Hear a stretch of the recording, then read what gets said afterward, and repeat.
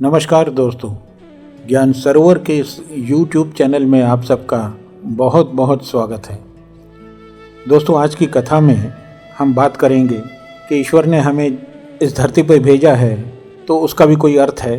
उसने हमें ये शरीर दिया है, ये आँख, नाक, कान और जितने भी अंग हमें दिए हैं शरीर में, उन सब से हम अपने जीवन को एक बहुत अच्छा रूप दे सकते हैं और उनके द्वारा हम कुछ ऐसे कर्म कर सकते हैं जो हमें ईश्वर के नज़दीक ले जाए।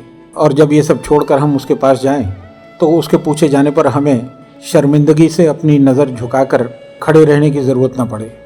आइए इस कथा का आरंभ करते हैं। साथियों, जो एक अति श्रेष्ठ व्यक्ति था, एक दिन उसके पास एक निर्धन व्यक्ति आया और कहा कि मुझे अपना खेत कुछ साल के लिए उधार दे दीजिए, मैं उसमें खेती करूँगा और खेती करके कमाई करूँगा। उस धार्मिक और दयालु व्यक्ति ने उससे कहा कि ठीक है, मैं तुम्हें अपने खेत का एक हिस्सा देता हूँ और साथ में तुम्हें 5 किसान भी देता हूँ। तुम उसमें इनकी मदद से खेती करो और जो भी फसल उपजेगी वो तुम रख लेना, इससे तुम्हारी निर्धनता दूर हो जाएगी।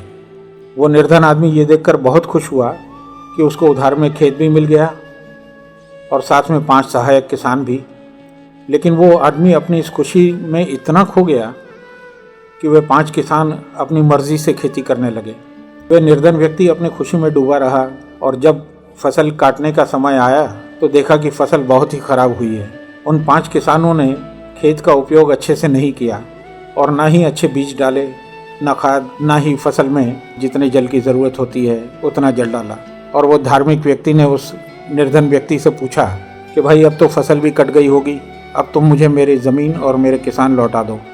तो वह निर्धन व्यक्ति रोता हुआ बोला कि भाई, मैं तो बर्बाद हो गया, मैं अपनी खुशी में डूबा रहा और इन 5 किसानों ने इस खेत को सही तरीके से नहीं सींचा और सारी फसल खराब हो गई। मैं इन पर नियंत्रण नहीं रख पाया, नतीजा ये हुआ कि मेरे खेत की सारी फसल खराब हो गई। दोस्तों, आप इस बात पे ध्यान दीजिएगा कि ये अति श्रेष्ठ दयालु व्यक्ति कौन है?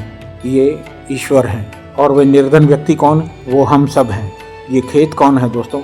ये खेत हमारा शरीर है और ये 5 किसान ये हमारी इंद्रियां हैं, आँख, कान, नाक, जीभ और मन। प्रभु ने हमें ये शरीर रूपी खेत अच्छी फसल यानी कर्म करने को दिया है और हमें इन 5 किसानों को अर्थात इंद्रियों को अपने नियंत्रण में रखकर अच्छे कर्म करने चाहिए, जिससे जब वो दयालु प्रभु जब भी ये शरीर हमसे वापस मांगे और हमसे अपने कर्मों का हिसाब मांगे तो हमें उनके सामने गर्दन झुकाकर रोने की ज़रूरत न पड़े।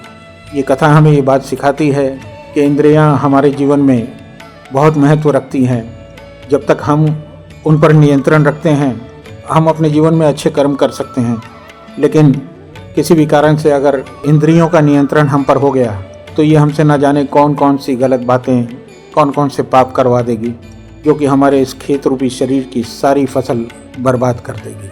आशा करता हूँ आप सबको ये कहानी बहुत पसंद आई होगी। कृपया करके हमारे इस चैनल को लाइक, सब्सक्राइब और शेयर ज़रूर कीजिएगा और कमेंट्स बॉक्स में जाकर अपनी राय व्यक्त कीजिएगा। धन्यवाद। जय श्री श्याम।